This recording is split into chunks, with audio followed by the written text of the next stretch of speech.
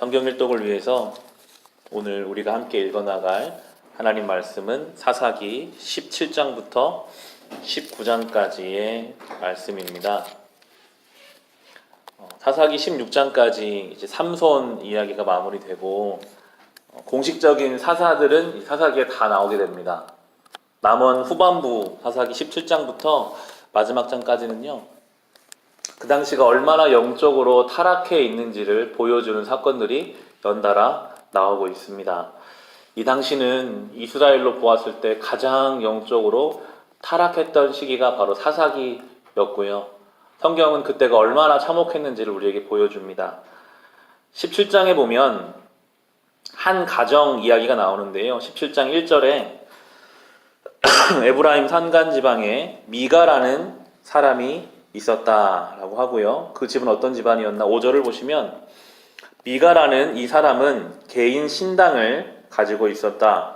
에봇과 드라빔 신상도 만들고 자기 아들 가운데서 하나를 제사장으로 삼았다라고 나오고 있습니다. 자기 집에 신당을 만들었어요. 우상도 만들었어요. 그리고 심지어 자기 아들을 제사장으로 삼았습니다. 레위인이 아니면 제사장이 될 수가 없는데요. 자기 마음대로 자기 아들을 제사장으로 삼았습니다. 이미 하나님이 모세에게 주신 말씀이 제대로 이 가정까지 흘러가지 못하고 있습니다. 자기 마음대로 신앙이에요. 그 동네에 있었던 신상도 갖다 섬기고 또 제사장도 있어야 될 것 같으니까 자기 아들을 제사장으로 삼고 하나님이 주신 말씀을 따르는 신앙이 아니라 내가 원하는 대로, 나 하고 싶은 대로 신앙생활을 하고 있었던 것이 이 당시에 이스라엘의 가정들의 모습이었습니다. 성경이요, 한 가정을 지금 보여주면서 한 나라의 영적인 무너짐은 큰 데서부터 오는 것이 아니라 이 한 가정이 온전하지 못하는 것이 하나하나 만들어져 가면서 가정이 통해서 나라가 무너진다라는 것을 우리에게 보여주고 있습니다. 5월은 가정의 달입니다. 우리의 가정을 믿음으로 세우는 것이요, 하나님 나라를 만들어가는 길입니다. 큰 일, 대단한 일을 하는 것도 물론 중요하지만 우리의 가정을 이렇게 나 원하는 대로 신앙생활하는 가정에서 정말 하나님 말씀이 우리 가정에 무엇을 원하시는가? 혹시 우리가 놓치고 있는 것은 없는가? 돌아보면서 우리의 가정을 온전하게 세우는 것이 하나님 나라를 만들어가는 것이라고 사사기를 통해서 우리에게 보여주고 있습니다. 특별히 사사기가 또 이야기하는 것은요, 항상 이 영적인 타락과 레위인이 연결되어 있어요. 성직자의 타락이 종교의 타락, 신앙의 타락으로 이어진다고 성경에 말하고 있는데요. 이 미가의 집에 한 레위인이 찾아오게 됩니다. 9절을 보시면 미가가 그에게 물었다. 젊은이는 어디서 오는 길이요? 그가 대답하였다. 나는 유다 땅 베들레헴에 사는 레위 사람인데 있을 곳을 찾아다니고 있습니다. 미가가 그에게 말하였다. 우리 집에 살면서 어른이 되어주시고 제사장이 되어주십시오. 1년에 은돈 10냥을 드리고 옷과 먹거리를 드리겠습니다. 이 말을 듣고 젊은 레위 사람은 안으로 들어갔다. 13절을 보시면 그래서 미가는 자기가 이제 레위 사람을 제사장으로 삼았으니 주님께서 틀림없이 자기에게 복을 주실 것이라고 생각하였다라고 나오고 있습니다. 이때가 되면요, 레위인들은 오로지 돈을 따라 움직입니다. 돈 주겠다고 하니까 지금 이 집에 제사장으로 들어와 앉고요. 이어지는 18장을 보시면 나중에 이 레위인이 돈을 더 많이 준다고 하니까 또 다른 데로 가요. 제사장들은 오로지 돈을 따라 움직이고 있고 제사장을 섬기는 성도들은 내가 이만큼 돈을 주었으니 이제 하나님 나에게 복 주시겠지. 하나님이 요구하시는 율법을 지킬 마음이 없어요. 그냥 내가 복 받기 위해서 하나님을 이용하는 신앙생활이 지금 이 당시의 사사기의 모습이었다고 성경이 우리에게 그대로 이야기해주고 있습니다. 더 이상 하나님 주신 말씀에 관심이 없어요. 오로지 하나님이라는 전능자를 이용해서 나 잘 되고 싶고, 레위인들은 그것이 장사 속이 되어버렸어요. 내가 돈을 더 많이 주는 곳에 가서 내가 이 일을 해야겠다.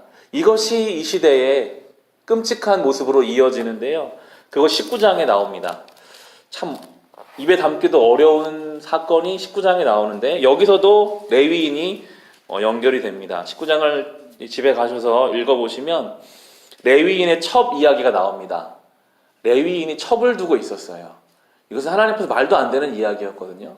제사장으로 섬겨야 하는 레위인이 자기의 어떤 욕구 때문에 욕정 때문에 첩을 두고 있었고, 이 첩과 여러 사건을 통해 이동하는 과정 중에서 베냐민 지파의 땅에서 이스라엘 사람 같은 동족들에 의해서 이 첩이 집단으로 성폭행을 당해서 죽음을 당하는 내용이 나오게 됩니다.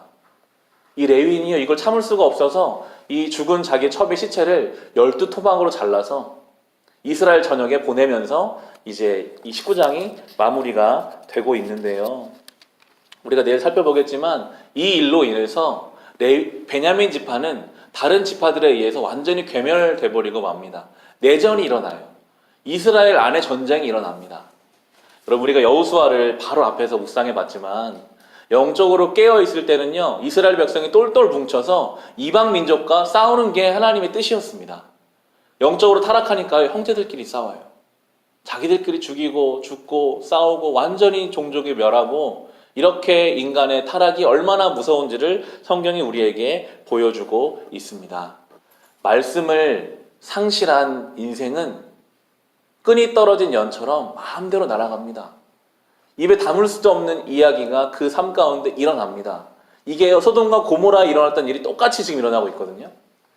하나님의 땅, 하나님의 백성들 사이에서 이 일이 일어났다라고 사사기가 스스로 적으면서 말씀을 떠난 인생이 얼마나 무너지고 하나님을 떠난 인생이 얼마나 참혹한지를 우리에게 보여주고 있습니다. 사사기를 묵상하면요, 우리의 삶을 돌아볼 수밖에 없어요. 혹시 우리는 하나님 앞에 어떻게 살고 있는가? 이 사람들이요, 다 하나님 아는 사람들이었습니다. 하나님을 더 예배하는 사람들이었어요. 자기 나름대로는 신앙생활을 하고 있다고 생각했지만 하나님 보실 때는 말도 안 되는 악행을 저지르는 이 모습들을 하나님은 때로는 심판하시고 벌하시더라고요. 그러나 우리에게 소망이 있는 것은 이 사사기가 끝나면 다시 사무엘상에 와서 사무엘을 보내시고 다윗을 보내시고 결국 예수 그리스도까지 보내셔서 이들을 회복시키시는 것이 또한 하나님의 은혜입니다. 사사기를 묵상하시면서 겸손히 우리의 삶을 돌아봅시다. 그리고 정말 주님, 예수님 없으면 나는 안 됩니다. 주님이 없으면 나는 이렇게밖에 될 수 없습니다. 고백하시며 겸손하게 우리의 신앙과 우리의 가정을 세워가시기를 주님의 이름으로 축원합니다. 기도하겠습니다.